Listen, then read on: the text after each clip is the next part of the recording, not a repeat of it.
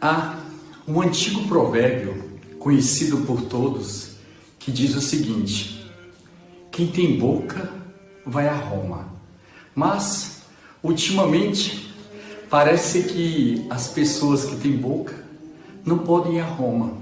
Mas, por outro lado, quem está em Roma pode fazer uso da boca e até a cada um dos senhores que aí estão no Brasil. Nós estamos aqui na Itália, um belo dia ensolarado.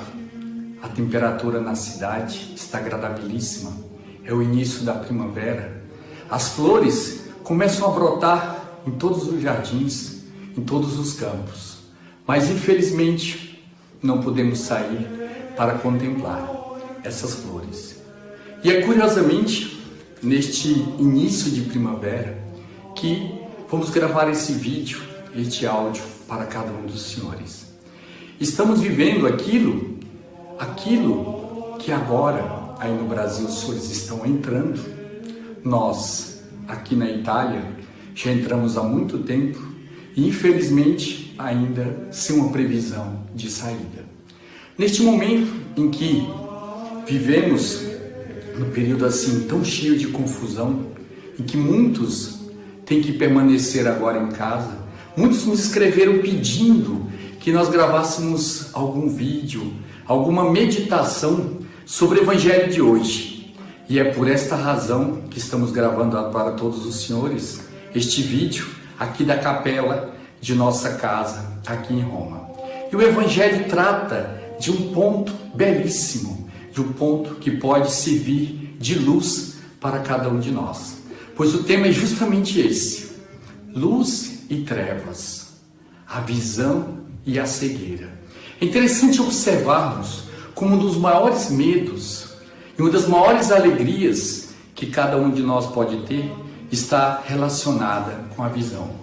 Uma vez, conversando com um dos membros dos Arautos do Evangelho, cada um ia comentando entre si o que é que tinha mais medo de que acontecesse em sua vida. Umas vezes dizia: eu tenho medo de ter uma pneumonia, eu tenho medo, por exemplo, de deixar de andar. E ele imediatamente disse: meu maior medo, aquilo que mais poderia me fazer sofrer, era ficar cego. O medo que ele tinha era porque ele já tinha perdido um dos olhos e quem sabe o outro já está também doente e pudesse a perder o segundo olho e assim ficar cego. De todos os prazeres que o homem mais deseja é o de ver, porque a gente não trocaria nada, nenhum dos sentidos, pelo deixar de ver. Aristóteles começa o seu livro da Metafísica dizendo o seguinte: que todos os homens desejam naturalmente conhecer. E a prova disso é o prazer causado pelas sensações. E dentre todas essas sensações, a que o homem mais gosta é o prazer que ele tem de ver as coisas.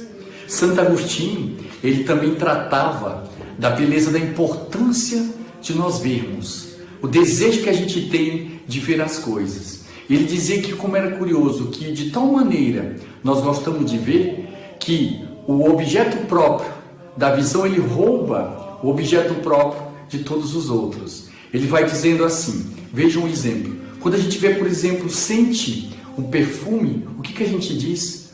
Olha como esse perfume é agradável.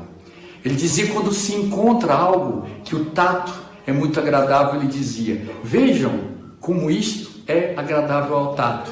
Ele dizia: vejam que música linda. Ora, uma música não pode ser vista, ela pode ser somente ouvida. Falando ainda da importância de vermos, como dizíamos que de todos os prazeres, aquele que mais gostamos é o da visão, e por um lado, nada mais triste do que uma pessoa que deixa de ver.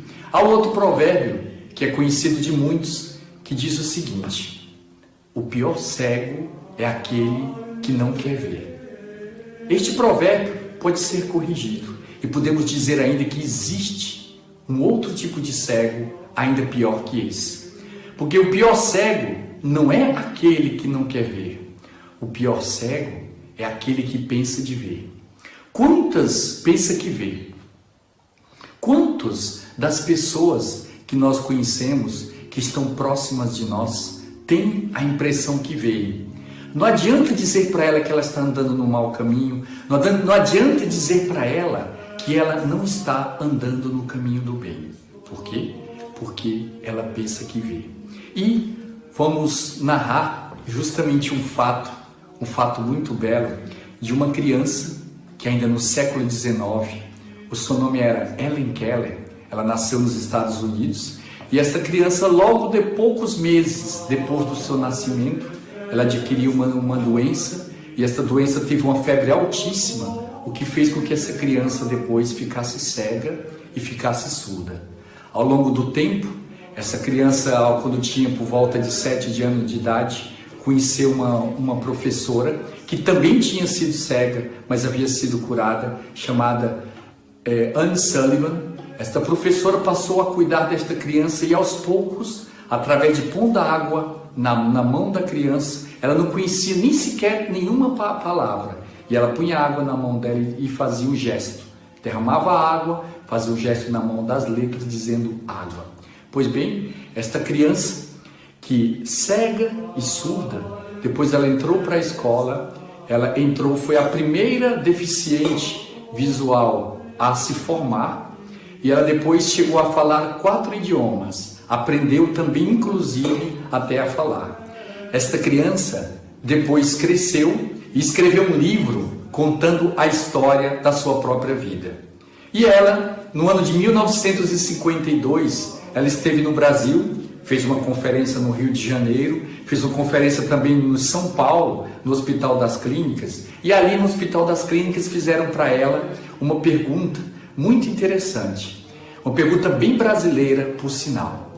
Perguntaram a Helen Keller: se Deus te desse 5 minutos para você ver, te desse a possibilidade de ver por somente 5 minutos, o que você pediria a Deus para ver? Helen Keller respondeu diretamente: se Deus me desse a possibilidade de ver por somente 5 minutos, eu pediria a Ele 3 coisas. A primeira era poder contemplar um pôr do sol. A segunda era ver uma flor. E a terceira coisa, um sorriso de uma criança. É belo ver como esses 3 pedidos, que às vezes para nós podem parecer banais, quantas vezes na janela de nossa casa está tendo um belo pôr do sol e nem sequer temos a preocupação de olhá-lo.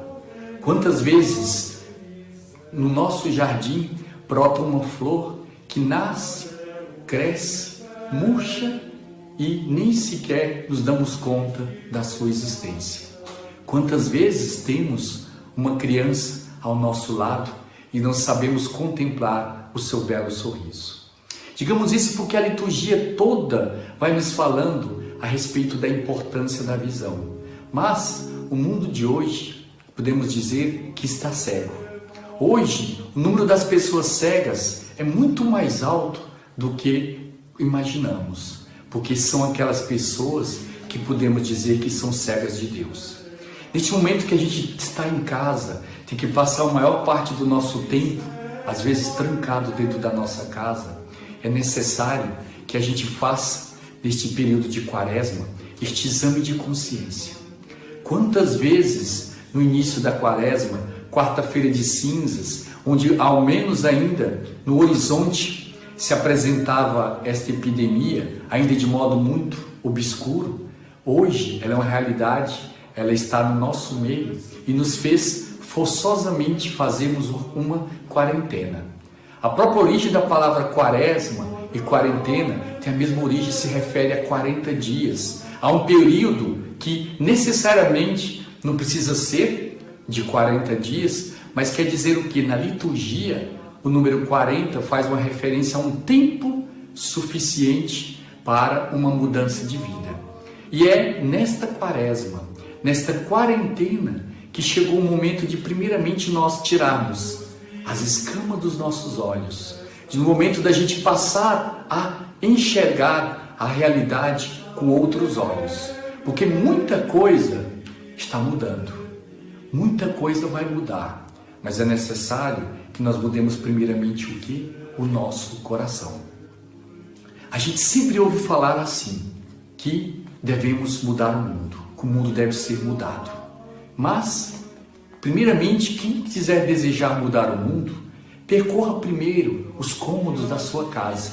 Percorra cada um dos cômodos e veja o que precisa ser mudado em seu quarto, precisa ser mudado na sua casa, precisa ser mudado na sala da sua casa, na cozinha, mas mais ainda dentro do seu próprio coração. Perguntaram uma vez a uma santa do século XX, perguntaram para ela o que era necessário para mudar o mundo. Ela dizia, para que o mundo mude, é necessário que primeiramente você e eu mudemos. É necessário que cada um de nós mude para que o mundo seja mudado. E por falar em visão, não podemos deixar de narrar um belo fato que faz servir de meditação para este momento.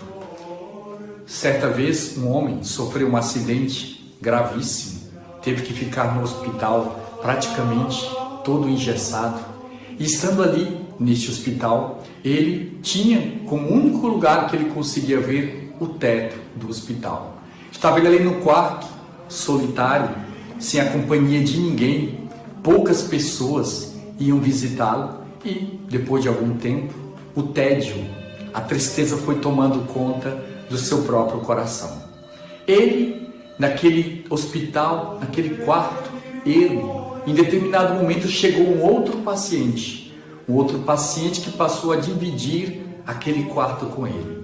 Foi uma grande alegria para ele, e ele, que já estava cansado de contemplar o teto do hospital, ele começou a conversar com aquele paciente que estava do lado. E ele começou a perguntar ao paciente o que ele tinha visto. E o paciente começava a dizer o seguinte, o que ele via da janela, pois o outro paciente tinha uma janela bem próximo da cama dele. E ele começava a dizer, agora eu estou vendo as flores que estão nascendo. No outro dia ele comentava, eu estou vendo agora as crianças brincando ali embaixo. Estou podendo contemplar o belo pôr do sol. E o fato curioso é que a cada momento, a cada dia, ele ia comentando o que ele via daquela janela. E aí, o que passou a ser este primeiro paciente que chegou ali, ele passou a ver com os olhos daquele seu outro amigo.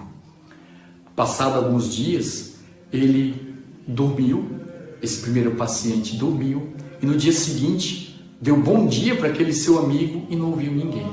E ele, curioso, ele perguntou ao enfermeiro quando entrou no quarto, cadê aquele outro meu amigo? O enfermeiro disse, ele se sentiu mal durante a noite e infelizmente ele não resistiu. Ele ficou muito triste e chorou por este seu amigo. Em determinado momento, se voltou para o enfermeiro e disse assim, e agora? Quem vai comentar comigo aquelas maravilhas que ele contemplava da janela?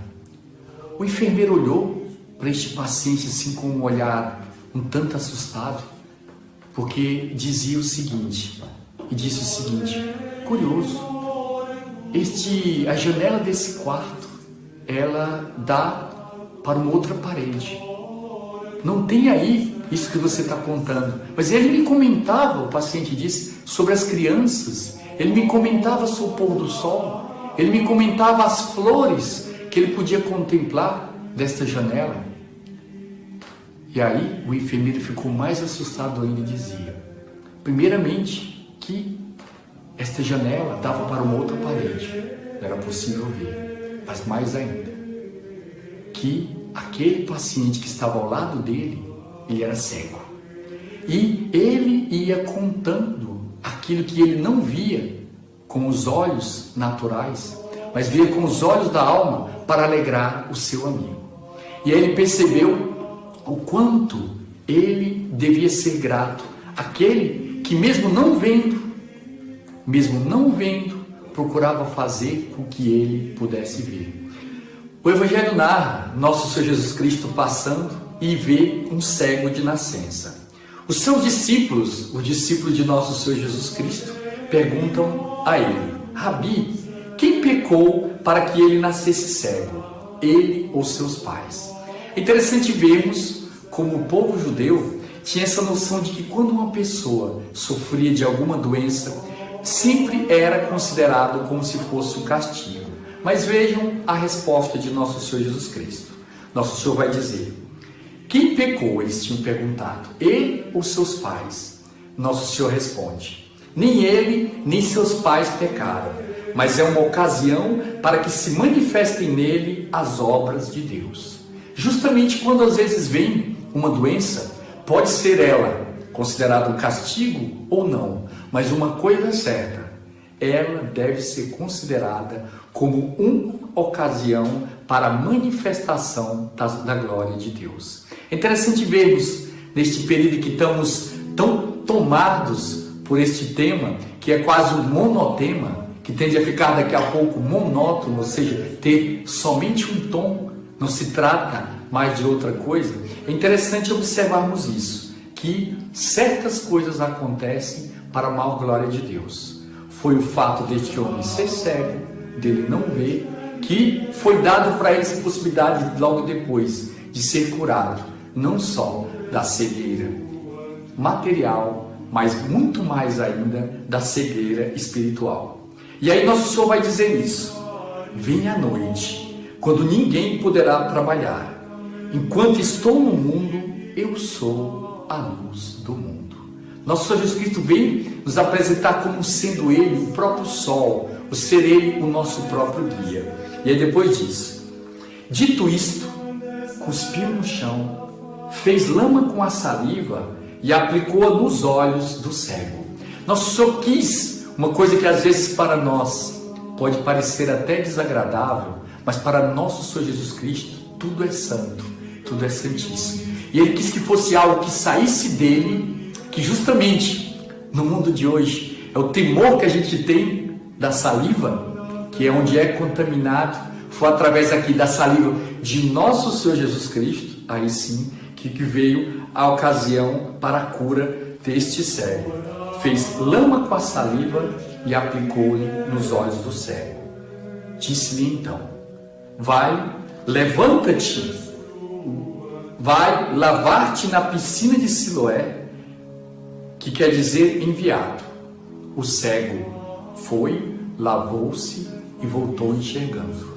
E aí continua. Os vizinhos, que já conheciam este cego de nascença e que sempre o viam pedindo esmola, disseram: não é ele que ficava sentado pedindo esmola? Outros diziam: sim, é ele. Outros afirmavam: não é ele, mas alguém parecido com ele.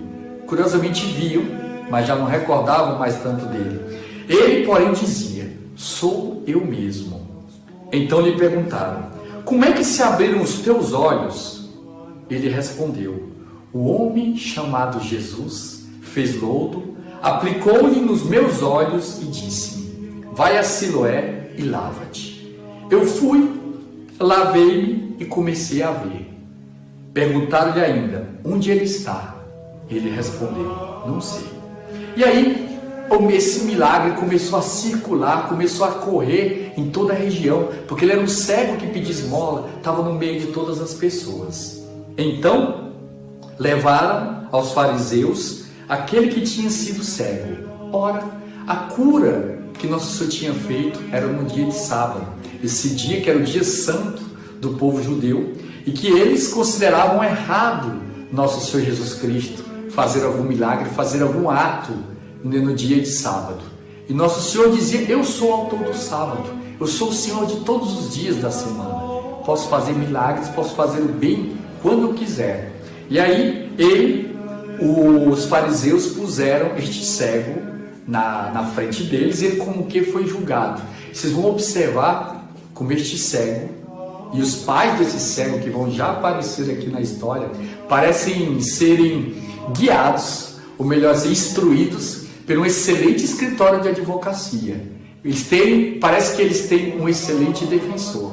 E tem mesmo, porque as respostas que eles vão dar são respostas perfeitas para serem ditas diante de um julgamento. E esse defensor quem é? É o Espírito Santo. É aquilo que nosso Senhor dizia que quando fores levado aos tribunais, não vos preocupeis com o que haveis de dizer. O Espírito Santo falará por sua própria boca. E aí dizia, ele falava assim, por sua vez, os fariseus perguntaram ao homem como tinha recuperado a vista. Ele respondeu aos fariseus, ele aplicou lodo nos meus olhos, e eu fui lavar-me e agora vejo. Alguns dos fariseus disseram então, esse homem não vem de Deus, pois não observa o sábado.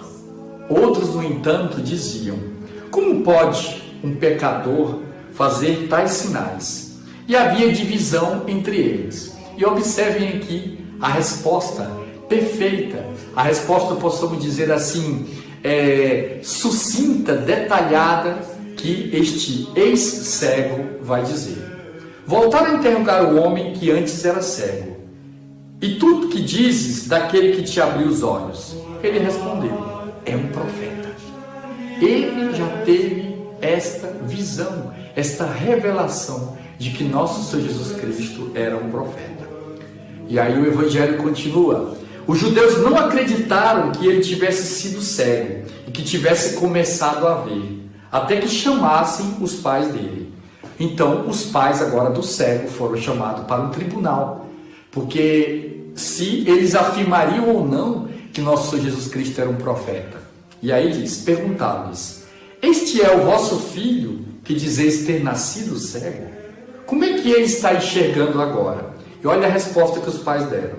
Os seus pais responderam, sabemos que este é o nosso filho e que nasceu cego. Como está enxergando agora, não sabemos. E quem lhe abriu os olhos, também não sabemos. Perguntai a ele, é maior de idade e pode falar sobre si mesmo. Ou seja, os senhores estão querendo nos julgar também, porque se afirmaram que foi nosso Senhor Jesus Cristo e que nosso Senhor Jesus Cristo é um profeta, eles seriam expulsos da sinagoga, eles seriam expulsos do convívio com o restante dos judeus. E aí ele vai dizer, seus pais disseram isso porque tinham medo dos judeus, pois eles já tinham combinado expulsar da sinagoga quem confessasse que Jesus era o Cristo. Foi por isso que os pais disseram, ele é maior de idade, perguntai a ele. E aí o Evangelho tem mais um detalhe. Os judeus outra vez chamaram o que tinha sido cego e disseram, dá glória a Deus, nós sabemos que esse homem é um pecador. E aí o ex-cego respondeu, se é pecador, não sei, só sei que eu era cego e que agora vejo.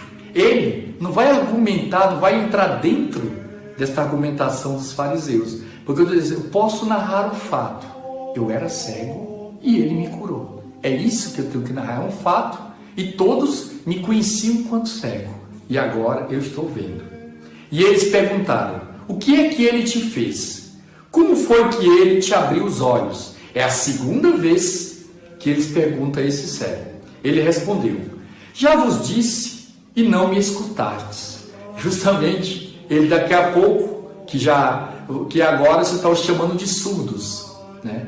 Porque ele já falou que ele é, que como foi, ele já narrou o fato da cura dele. Já vos disse e não me escutastes. Por que quereis ouvir de novo?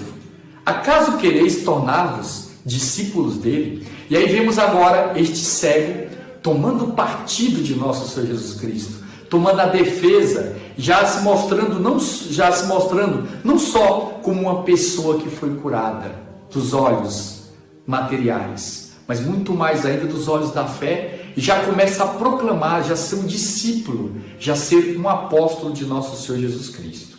E aí diz, os fariseus então começaram a insultá-lo, dizendo, tu sim és discípulo dele, nós somos discípulos de Moisés. E aqui fazemos uma pergunta, sempre nós somos discípulos de alguém. Quando estamos ao lado de uma pessoa, ou ela está nos fazendo um bem, ou está nos fazendo mal. quando também estamos ao lado de uma outra pessoa, ou estamos fazendo para ela um bem ou um mal. Nós não somos neutros. Existe essa espécie de osmose entre uma pessoa e outra. Sempre um vai estar influenciando o outro, quer seja para o bem, quer seja para o mal. Nós somos discípulos de quem? Discípulos de nosso Senhor Jesus Cristo? Ou discípulos dos fariseus? Essa é uma pergunta. Os fariseus então começaram a insultá-lo dizendo: tu sim é discípulo dele. Nós somos discípulos de Moisés. Nós sabemos que Deus falou a Moisés, mas esse não sabemos de onde é. O homem respondeu-lhes: isto é de admirar. Vós não sabeis de onde ele é, no entanto, ele abriu os olhos. Quer dizer, vocês não sabem de onde ele é, mas ele me abriu os olhos. É um fato. Contra fatos, não há argumentos. Sabemos que Deus não ouve os pecadores, mas sim alguém. Sabemos que Deus não ouve os pecadores, mas se alguém é piedoso e faz a sua vontade, a este ele ouve. Jamais se ouviu dizer que alguém tenha aberto os olhos a um cego de nascença.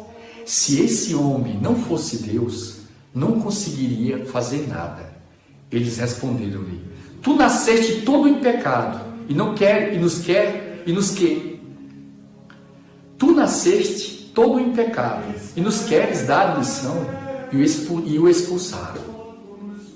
Jesus ficou sabendo que o tinham expulsado. Quando o encontrou, perguntou-lhe: tu crês no Filho do Homem? Ele respondeu: quem é, Senhor, para que eu creia nele? Jesus disse: tu o estás vendo, é aquele que está falando contigo. Que frase bela, nosso Senhor dizer para ele: tu o estás vendo. Todos os outros, os fariseus tinham visto com os olhos da carne, tinham visto nosso Senhor Jesus Cristo, mas não estavam vendo com os olhos da fé. Faltava aquilo que Santo Agostinho dizia: o colírio da fé. É ver sem acreditar. Mas aquela pessoa que tem fé, vê e acredita. E aí diz, ele exclamou: eu creio, Senhor. E ajoelhou-se diante de Jesus. Então Jesus disse: eu vim a este mundo para um julgamento, a fim de que os que não veem, vejam, e os que veem se tornem cegos. Parece como que dizendo que nosso Senhor Jesus Cristo quer isso, mas não é. É que nosso Senhor, ele é um divisor das águas, como está ali na profecia de Simeão. Ele será ocasião de escândalo, será pedra de tropeço para alguns, vai ser uma ocasião de divisão, uma ocasião de divisão. Uns vão ficar favoráveis a nosso Senhor e outros não. E depois disse: alguns fariseus que estavam com ele ouviram isso e lhe disseram: porventura também nós somos cegos? Jesus respondeu-lhes: se fosseis cegos, não teríeis culpa, mas como dizeis, nós vemos, o vosso pecado permanece. E aí, recordamos aqui aquela frase que dizíamos no início: o pior cego não é aquele que não quer ver, o pior cego é aquele que pensa que vê. Peçamos nessa santa liturgia de hoje, neste momento difícil em que estamos vivendo, primeiramente, a capacidade de ver, de passar a ver as pessoas que estão agora do nosso lado, os nossos familiares. Quantas vezes desejamos chegar mais cedo em casa para estarmos junto aos nossos filhos familiares, a conversar com a família. Que não aconteça conosco uma coisa triste que aconteceu na China, que foi narrado que depois desse período de quarentena, infelizmente, sabe qual foi um dos resultados? Um grande número de divórcios. Por quê? Porque uns passaram a ver os outros, mas ver o quê? Aquilo que de ruim estava na alma dos outros. Infelizmente, nesses momentos de crise, nos momentos de dificuldade, nós passamos a ver o outro, às vezes sem escamas. O outro, às vezes, se apresenta não só com a sua bondade, mas às vezes até com a sua maldade. Vamos pedir a Deus, neste momento em que tenhamos que ficar em casa, temos esta graça de ver os outros com os olhos da fé. E é o que Santo Agostinho vai chamar do colírio da fé. Que Deus ponha nos nossos olhos, lave os nossos olhos, tire todas as escamas de pecado, todas as escamas do mal dos nossos olhos, assim como nesses dias, cada um de nós está preocupado em lavar as próprias mãos. E, como frase final, como encerramento, gostaria de recordar uma bela frase de um filósofo medieval que ele dizia assim: porque hoje estamos atormentados com tantas notícias, procurando remédio para esta doença, até agora incurável, que esta frase diz o seguinte: vamos encerrar a nossa meditação de hoje recordando esta frase de um pensador, de um filósofo medieval. Ele dizia o seguinte: a imaginação é a metade da doença, a tranquilidade é a metade do remédio e a paciência é a metade da cura. Que Deus abençoe a todos. E eu os abençoo em nome do Pai, e do Filho, e do Espírito Santo. Amém.